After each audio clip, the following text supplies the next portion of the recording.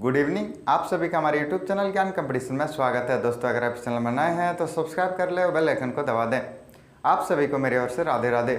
दोस्तों, पिछले क्लास में हम लोग झारखंड के जलवायु के विषय में देखे थे, जिस टॉपिक में हम लोग को झारखंड के मौसम के विषय में जानकारी प्राप्त हुई थी। आज हम लोग झारखंड के मिट्टियों के विषय में जानेंगे। मतलब हमारा जो टॉपिक है आज का, झारखंड की मिट्टियाँ। इस टॉपिक में हम लोग जानने का प्रयास करेंगे कि झारखंड के किस क्षेत्र में किस मिट्टी का प्राप्ति होती है और किस मिट्टी से किस खनिज पदार्थ की प्राप्ति होती है, तथा झारखंड के क्षेत्र में किस मिट्टी से किस चीज़ का उपजाव जो है लाभदायक होता है। तो चलिए हम लोग झारखंड की मिट्टियों को समझ लेते हैं। तो हमारा टॉपिक आज का झारखंड की मिट्टियाँ, जो कि मैं बोर्ड पे भी लिख दिया हूँ। मिट्टियाँ किसे कहते हैं पहले हम लोग समझ लेते हैं, तो मैं बता देता हूँ, ठीक है।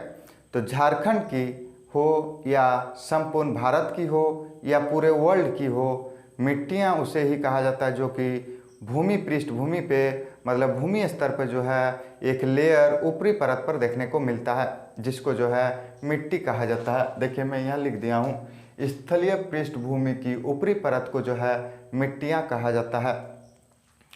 खनिज एवं चट्टानों के अपक्षय के कारण भी एक मिट्टी का निर्माण होता है। अपक्षय मतलब फ्रिक्शन, मतलब एक दूसरे से जो है फ्रिक्शन होकर एक कण, छोटे छोटे कण के माध्यम से एक मिट्टियाँ तैयार करने का काम मिट्टियाँ द्वारा ही किया जाता है या चट्टानों द्वारा किया जाता है। उसको जो है अवशिष्ट मिट्टी कहा जाता है।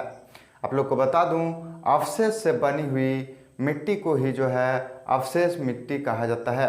अब अवशेष किसे कहते हैं? तो कोई भी चीज़ को, मान लीजिए हम लोग लकड़ी का कुछ चीज़ बना रहे हैं, उसमें छिलके छोटे छोटे निकलते हैं, तो उसको ही जो है कुछ अवशेष हम लोग कह सकते हैं। तो उसी अवशेष से मिलकर, जैसे कोई मान लीजिए दो चट्टानों के बीच फ्रिक्शन हो रहा है, वो दोनों के फ्रिक्शन के वजह से जो है कुछ अवशेष हमें अलग से निकलने को, मतलब देखने को मिलता है।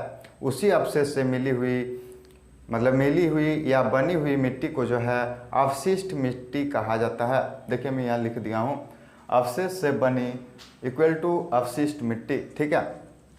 मैं बता दूँ, झारखंड के क्षेत्र में जो है 6 प्रकार की मिट्टियाँ देखने को मिलता है। क्या क्या? तो लाल मिट्टी, काली मिट्टी, फिर आपका लेटेराइट मिट्टी, अवरक मूलक मिट्टी, रेतीली मिट्टी तथा जलोढ़ मिट्टी। तो सभी को हम लोग डिटेल में जानने का प्रयास करते हैं। तो चलिए हम लोग देख लेते हैं। तो सबसे पहले हम लोग को लाल मिट्टी देखने को मिल रहा है। मैं बता दूं, लाल मिट्टी जो है संपूर्ण झारखंड के क्षेत्र में सबसे ज़्यादा देखा जाता है। क्या है? अधिकांश क्षेत्र हम लोग कह सकते हैं। मैं यहाँ लिख दिया हूँ, ठीक है। झारखंड के अधिकांश हिस्से में जो है लाल मिट्टी ही पाई जाती है। छोटा नागपुर के क्षेत्र में हम लोग कह सकते हैं कि 90% भूभाग पर जो है लाल मिट्टी ही पाई जाती है। छोटा नागपुर कहने का मतलब है उत्तरी छोटा नागपुर चाहे दक्षिणी छोटा नागपुर, दोनों को संपूर्ण रूप से हम लोग छोटा नागपुर कहते हैं। उसी क्षेत्र में जो है लगभग 90% भूभाग पर जो है लाल मिट्टी ही पाई जाती है, ठीक है। और लाल मिट्टी ही झारखंड का सर्वप्रमुख मिट्टी भी हुआ करती है, ठीक है। आगे देख लेते क्या लिखा हुआ है। तो लाल मिट्टी जो है, जिसका निर्माण ग्रेनाइट तथा नीस से होने के वजह से इसमें उपजाव जो है काफ़ी कम देखने को मिलता है। देखिए मैं लिख दिया हूँ, ठीक है। कम उपजाव वाली मिट्टी जो है लाल मिट्टी हुआ करती है। इसीलिए हम लोग कह सकते हैं कि किसान वर्ग के लोगों के लिए जो है लाल मिट्टी उतना बेनिफिट वाला मिट्टी नहीं है। उतना क्या, बिल्कुल ही हम लोग कह सकते हैं कि बेनिफिट इससे जो है किसानों को नहीं हुआ करती है। अब हम लोग देखते हैं काली मिट्टी के विषय में। काली मिट्टी का रंग हम लोग कहने जाएं तो कुछ कुछ हिस्से में काली तथा कहीं कहीं जो है भूरे रंग का भी देखने को मिलता है। मैं लाल रंग का बोलना भूल गया हूँ। ऐसे बोलने की कोई ज़रूरत भी नहीं है, क्योंकि लाल मिट्टी तो लाल ही हुआ करेगी, ठीक है। तो काली मिट्टी का रंग मैं बता दिया हूँ। भूरे रंग या काली रंग का जो है यह मिट्टी देखने को मिलता है। काली मिट्टी जो है राजमहल की पहाड़ी के क्षेत्र में जो है काफ़ी मात्रा में देखने को मिलता है। राजमहल की पहाड़ी मतलब साहिबगंज और पाकुड़ के जगह पे जो है कुछ हिस्से में जो है काली मिट्टी देखने को मिलता है, ठीक है। मैं यह लिख दिया हूँ, राजमहल की पहाड़ी। काली मिट्टी का बात करें कि तो बेसल्ट के अपक्षय के कारण ही इसका निर्माण होता है। मैं बता चुका हूँ कि अपचय मतलब फ्रिक्शन होता है। और आप सभी को पता होगा एक चट्टान के तौर पे जो है बेसाल्ट हुआ करता है, बेसाल्ट, ठीक है। बेसाल्ट के फ्रिक्शन के वजह से जिस मिट्टी का निर्माण होता है उसी को जो है काली मिट्टी कहा जाता है। मैं बता दूं बेसाल्ट भी जो है काले रंग या भूरे रंग की ही हुआ करता है। काली मिट्टी में धान एवं चने का उपजाव के लिए काफ़ी लाभदायक हुआ करता है। हम लोग इसमें कह सकते हैं कि काली मिट्टी किसानों के लिए काफ़ी लाभदायक हुआ करता है, ठीक है। इसके बाद लेटराइट मिट्टी के विषय में हम लोग देख लेते हैं। नाम से ही आप लोग को समझ में आ रहा होगा कि इसमें जो है खनिज पदार्थ पाया जाता होगा, ठीक है। तो लेटराइट मिट्टी जो है गहरे लाल रंग की हुआ करती है। रंग की बात करें तो क्या रंग बोले, गहरे लाल रंग की जो है लेटराइट मिट्टी हुआ करती है। इसमें काफ़ी मात्रा में कंकड़ पाई जाती है। देखिए मैं बता चुका हूँ कि लेटराइट मिट्टी नाम से ही पता चल रहा है कि खनिज पदार्थ का उत्पाद होता होगा। तो कंकड़ मतलब मोटे मोटे दाने का जो है कंकड़ इस मिट्टी में देखने को मिलता है। इसी वजह से उपजाऊ जो है नहीं के बराबर देखने को मिलता है। हम लोग कह सकते हैं इसमें किसानों के लिए लेटराइट मिट्टी काफ़ी कम लाभदायक हुआ करती है, ना के बराबर, ठीक है। पश्चिमी रांची, दक्षिणी पलामू तथा संथाल प्रांगण के क्षेत्र में जो है लेटेराइट मिट्टी देखने को मिलता है। देखिए रांची का पश्चिमी भाग, ठीक है, रांची का पश्चिमी भाग मतलब लेफ्ट साइड में रांची का, फिर दक्षिणी पलामू मतलब पलामू के निचले हिस्सा में, और संथाल प्रांगण आप सभी को पता होगा कि देवघर, दुमका से लेकर उधर पाकुड़, साहिबगंज तक सभी हिस्से को जो है संथाल प्रांगण के नाम से ही जाना जाता है। आप लोग मैप पढ़े होंगे तो आप लोग को समझ में आ रहा होगा, नहीं तो आप लोग पिछले क्लास में जाकर जो है मैप को पहले समझ लें। इसके बाद अभ्रक मूलक मिट्टी के विषय में हम लोग जान लेते हैं। अभ्रक मूलक, अभ्रक आप लोग को नाम से ही पता चल रहा होगा कि अभ्रक जो है एक खनिज पदार्थ का ही नाम हुआ करता है, ठीक है। तो अभ्रक मूलक मिट्टी जो है अभ्रक के खानों से निकाला हुआ खनिज पदार्थ के समीप ही उसका दोनों के मतलब अपक्षय फ्रिक्शन के कारण जिस मिट्टी का निर्माण होता है उसे ही अभ्रक मूलक मिट्टी कहा जाता है।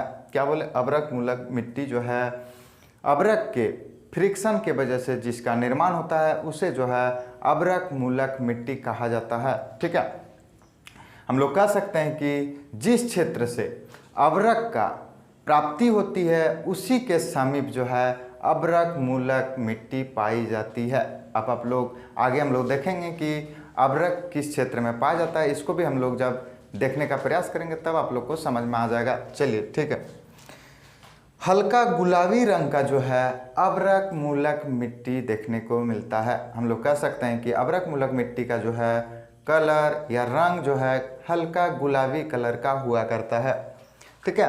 कोडरमा, बड़का गांव, झुमरी तथा तिलैया के क्षेत्र में जो है अभ्रक मूलक मिट्टी पाई जाती है, ठीक है। कौन सी मिट्टी, अभ्रक मूलक मिट्टी पाई जाती है। अब हम लोग रेतीली मिट्टी के विषय में देख लेते हैं।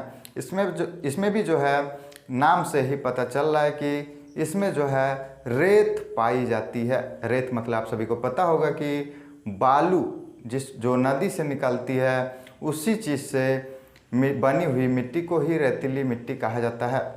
हम लोग एक प्रकार से कह सकते हैं कि बालुई मिट्टी ही रेतीली मिट्टी हुआ करती है, ठीक है।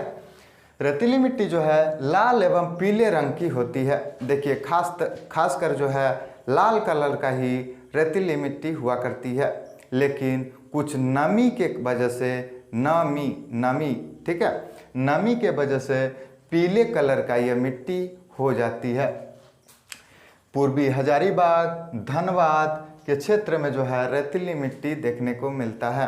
धनबाद आप लोग को समझ में आ रहा होगा कि राइट साइड में जो है मतलब पूर्वी हिस्सा में जो है धनबाद हुआ करता है, और हजारीबाग आप सभी को पता होगा, लेकिन हजारीबाग के लेफ्ट साइड में जो है मतलब राइट साइड में जो है रेतीली मिट्टी पाई जाती है, जो कि धनबाद से ही लगभग सटा हुआ देखने को मिलता है, ठीक है।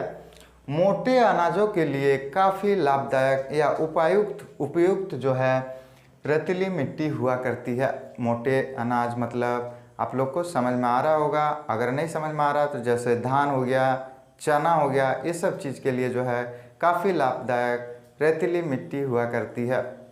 मैं बता दूं, इसमें भी हम लोग कह सकते हैं कि किसान वर्ग के लोगों के लिए जो है रेतीली मिट्टी भी काफ़ी लाभदायक हुआ करती है। ठीक है, इसके बाद जलोढ़ मिट्टी के विषय में हम लोग देख लेते हैं। जलोढ़ मिट्टी नाम से भी पता चल रहा है। देखिए कुछ कुछ मिट्टी जो है नाम से ही पता चल जाता है कि किस चीज़ से बनी होगी। देखिए जलोढ़ मिट्टी जो है मिट्टी से ही बनी रहती है, लेकिन जल मतलब पानी जो है जिसको बहा के लाकर कुछ स्थानों पे स्टोर कर देता है, मतलब रख देता है, उसी को जो है जलोढ़ मिट्टी कहा जाता है। ठीक है, जलोढ़ मिट्टी मतलब आप लोग समझ में आ रहा होगा, और नहीं समझ में आ रहा तो डिटेल में समझने का प्रयास कीजिए। आप लोग को पता होगा कि कुछ कुछ क्षेत्र में जो है बाढ़ आता है, तो बाढ़ के कारण मिट्टी को भी जो है पानी लेकर आने का काम करती है। उस मिट्टी को कुछ कुछ जगह पे जाकर छोड़ देती है, वो उस क्षेत्र में रह जाता है। रहने के बाद पानी तो वापस चल जाती है या आगे बढ़ जाती है, लेकिन मिट्टियाँ जो है वहीं क्या वहीं रह जाती है। उसी को जो है जलोढ़ मिट्टी कहा जाता है। ठीक है, तो सबसे नवीन मिट्टी के नाम से जलोढ़ मिट्टी को ही जाना जाता है। क्यों? क्योंकि बाकी सब मिट्टियाँ तो पहले से ही बनी हुई रहती है, लेकिन जलोढ़ मिट्टी जो है यहाँ का मिट्टी वहाँ, वहाँ का मिट्टी यहाँ, इधर उधर मतलब भटकते रहती है। इसी वजह से कुछ नई जगह पे जाकर जो है वो रुकने का काम करती है, इसीलिए इसे नवीनतम मिट्टी का नाम का संज्ञा दिया जाता है। ठीक है, जलोढ़ मिट्टी को दो भागों में बांटकर हम लोग देखते हैं, मतलब जलोढ़ मिट्टी को ही दो भाग हुआ करता है। कौन कौन? भांगर और खादर। भांगर उस मिट्टी को कहा जाता है जो पानियों द्वारा लाया गया बहुत पहले का हुआ करती है, मतलब पुराना जलोढ़ मिट्टी को भांगर, और खादर जो है नई जलोढ़ मिट्टी को कहा जाता है। जैसे 5 साल पहले बाढ़ आई थी, उससे लाया हुआ मिट्टी को भांगर, और जो पिछले साल या इसी साल जो लाई हुई मिट्टी है जलोढ़ मिट्टी, उसको खादर के नाम से जाना जाता है। इन दोनों में किसानों के लिए ज़्यादा लाभदायक खादर मिट्टी है। नाम से ही पता चल रहा होगा, खादर, खाद से, ठीक है, खाद से रिलेटेड नाम है, खाद से खादर। ठीक है, तो खादर जो है किसानों के लिए काफ़ी लाभदायक मिट्टी हुआ करती है। संथाल परगना के पूर्वी और उत्तरी हिस्सा में जो है यह मिट्टी काफ़ी ज़्यादा देखने को मिलता है। आप सभी को पता होगा संथाल परगना के पूर्वी और उत्तरी हिस्सा में जो है गंगा नदी बहती है, इसी वजह से उसी क्षेत्र में ज़्यादातर भांगर और खादर मतलब जलोढ़ मिट्टी पाई जाती है। धान एवं गेहूं के लिए जो है काफ़ी लाभदायक यह मिट्टी हुआ करती है। आशा करते समझ में आ रहा होगा। तो अगर आप लोग को वीडियो अच्छा लगे तो लाइक एंड शेयर करना ना भूलें, और क्लास को कंटिन्यू रखें ताकि हम लोग का प्रिपरेशन सही तरीके से चलते रहे। तो चलिए आगे मिलते हैं नेक्स्ट क्लास में। धन्यवाद।